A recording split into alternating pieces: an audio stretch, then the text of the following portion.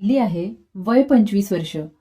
मी कोल्हापूर जिल्ह्यातल्या एका छोट्याशा गावात राहते. गाव लहान असलं तरी आमचं घर मोठं आणि माणसांनी भरलेलं. बाबा शेती करतात, आई घर सांभाळते आणि 2 धाकटे भाऊ अजून शाळेत आहेत. मी घरातली मोठी. शिक्षणात मला नेहमीच आवड होती, म्हणून मी बी.कॉम आणि त्यानंतर फॅशन डिझायनिंगचा डिप्लोमा केला. गावातले लोक म्हणतात, सायली दिसायला गावातली पण वागायला शहरातली. उंची माझी 5 फूट 6 इंच.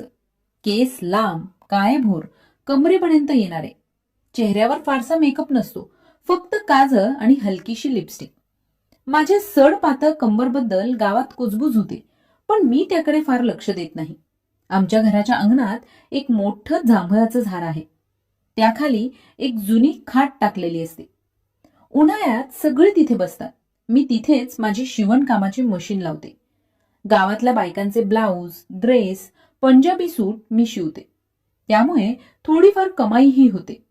गेल्या काही महिन्यात माझ्या आयुष्यात जे घडलं ते आज मी तुम्हाला सांगणार आहे. त्या दिवशी सकाळी मी अंगणात गुलाबी रंगाचा फिटिंगचा कुर्ता आणि पांढरे लेगिंग घालून बसले होते.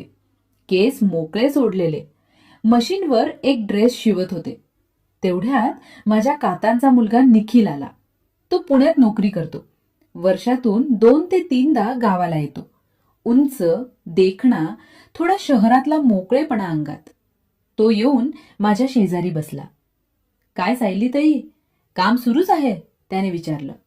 मी हसून उत्तर दिलं, हो रे, ऑर्डर पूर्ण करायची आहे. तो माझ्या कामाकडे बघत होता, पण त्याची नजर कधी माझ्या चेहऱ्यावर तर कधी हातांवर थांबत होती. वाऱ्यामुळे केस वारंवार चेहऱ्यावर येत होते. मी ते बाजूला सारले की तो हसत होता. दुपारपर्यंत तो माझ्या जवळच बसून गप्पा मारत राहिला. शहरातल्या गोष्टी, ऑफिस, मित्र, चित्रपट याबद्दल सांगत होता. मी ऐकत होते. चारपाईवर जागा कमी होती. त्याचा गुडघा माझ्या गुडघ्याला स्पर्शून गेला. क्षणभर मला विचित्र वाटलं, पण मी काही बोलले नाही. आईने जेवायला हाक मारली. आम्ही सगळे मिळून जेवलो. दुपारी पुन्हा मी कटिंग करत बसले होते.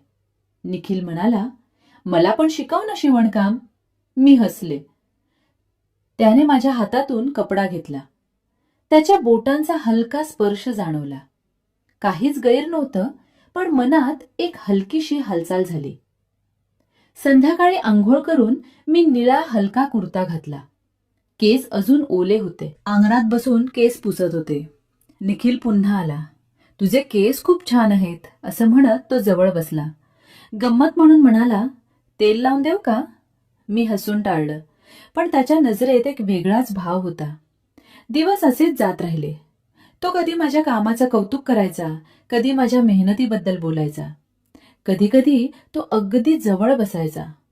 त्याचा हात माझ्या पाठीला हलका स्पर्श करून जायचा. मला कळत होतं की काहीतरी बदलतंय, पण शब्दात मांडता येत नव्हतं. एकदा तर त्याने माझ्या मागे बसून माझे केस विंचरले. त्याच्या बोटांचा स्पर्श डोक्यावर फिरताना मला गूढ शांतता वाटत होती, पण मनात धडधडही वाढत होती. रात्री झोपताना त्याच्या नजरा आठवत होत्या. मला वाटू लागलं की कदाचित त्याला मी आवडते. गावात दूरचं नातं असलं तरी लग्नासाठी काही अडचण नसती. माझ्या मनाने अनेक चित्र रंगवायला सुरुवात केली. एक संध्याकाळ अशीच चांदण्यांनी भरलेली होती. वीज नव्हती. मी खाटेवर बसले होते. निखिल शेजारी. त्याने माझ्या पायातल्या पैंजणीकडे पाहून कौतुक केलं. हलक्या हाताने पायाला स्पर्श केला.